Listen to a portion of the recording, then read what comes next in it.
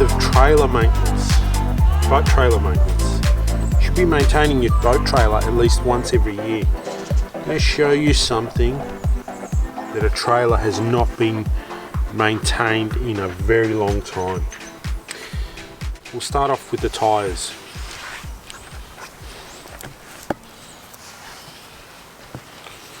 So, I don't know if you can see it right here.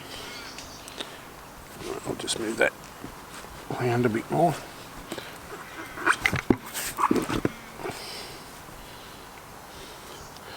Now, have a look at the cracking right along here. I'll just zoom in a bit, see if I can get you to have a look at that a bit better.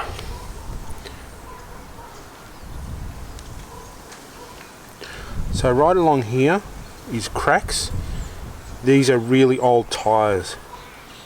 Now, this boat is probably 2.5 ton. For them to get to this extent, that's quite bad. They should have been maintained a lot long ago. Now, another thing that really concerns me is the insides of the rims. They're all corroded. That can compromise the strength of the rim. I was going to get these sandblasted and re-powder coated and painted, but I'm looking at them now and I'm thinking maybe the bead on the inside is corroded as well, so it's not worth me even going forward with these tyres or rims at all. Even on the other side,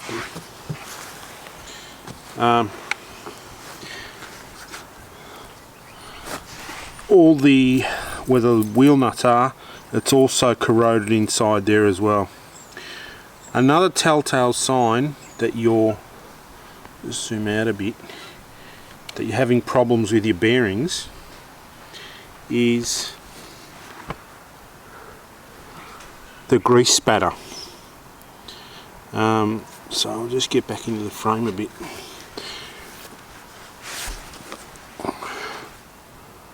So around there, the grease spatter around the edges, what that's saying is that it's probably over greased, or the grease is getting hot. If the grease is getting hot, it's getting really thin like oil, and it's spraying out of the bearing cap itself. In this case, it didn't have bearing buddies on one side of the trailer. So these are what we call bearing buddies, and you fill them full of grease. They are on the hub itself. Archie, get away. These are on the hub itself. Now this trailer, when I got it, it only had 2 bearing buddies on one side. The other 2 must have been knocked off. They must have hit a wall or something. And it came without bearing buddies and no caps on the bearings. So I just want to show you what that does. So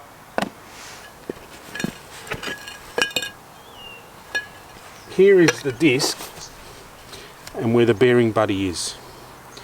You can see that there, it's a little bit heavy, and that allows you to put grease inside and it pumps it You pump the grease all the way forward till the spring pushes just before the end of the spring there. If you over pump it, it pops the cap off, or it even pushes the seal out of the back of the hub. It destroys the seal and the grease comes out. Lack of maintenance. Now, another thing, before we go any further with the brakes, I'll just show you what happens when you don't have a bearing buddy. See all the grease inside there? It's all rusted. It rusts away at the bearing as well. It destroys the bearing. And if you drive down the road with that, it heats the bearing and it ends up destroying the bearing and the wheel flies off. So, you know, for the sake of other people, you've got to maintain these sort of things. Right, so you can see all the rust inside there. All of these have to be repacked. New bearings. That leads me to the next bit. So, these are the discs, the disc brakes. Basically, they are so severely rusted because they have not been maintained annually that it's caused a massive amount of corrosion on there. I want to reuse these because they're a good set of hubs. I want to reuse these. I'm going to bring them to the brake shop and see if they will machine them, or if there's enough meat on them to machine them. Because there's so much rust on there, they might have to take so much off there that it's not worth it. So I might have to end up replacing these hubs as well. Now, so in the background you can see how severely pitted the discs are as well. The other one, so this is the other one that didn't have the bearing buddy on it. These two had the bearing buddies, and you can see that the grease in that one is pretty good. This one is fair. Water must have got in on the seal on that one. So you can see there's a lot of work just in that.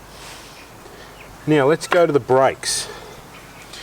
This is what's left of brakes that have not been maintained.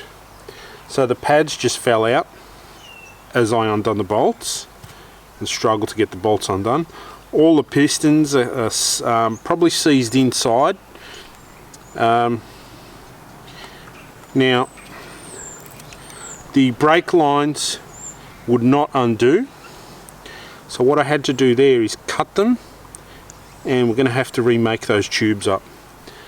The slide pins might not even slide anymore. I've got a 90%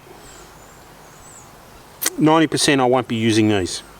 I will have to buy new calipers. But what I want to try and do is, just for my own peace of mind, I want to try and molasses dip the steel pieces and see if I can reuse them. Might even create a video on that and see if I can reuse them. Alright, so we'll see how that goes. So we've got 4 calipers that are in the same state, 4 discs, 4 sets of tyres, 4 rims, and we're going to have to put an electric override pump on the trailer as well. So there's a lot of work and a lot of money to get this right, but you have to get your brakes right. You don't want to slam into the rear of somebody, and especially when you've got 2.5 ton. When you add the trailer, it's 3 ton or more behind you, and your car cannot stop it, and you end up causing a major accident. So this is the thing that you've got to get right on your boat trailer. Alright, so my next point is I'm going to clean up some of the bearing buddies.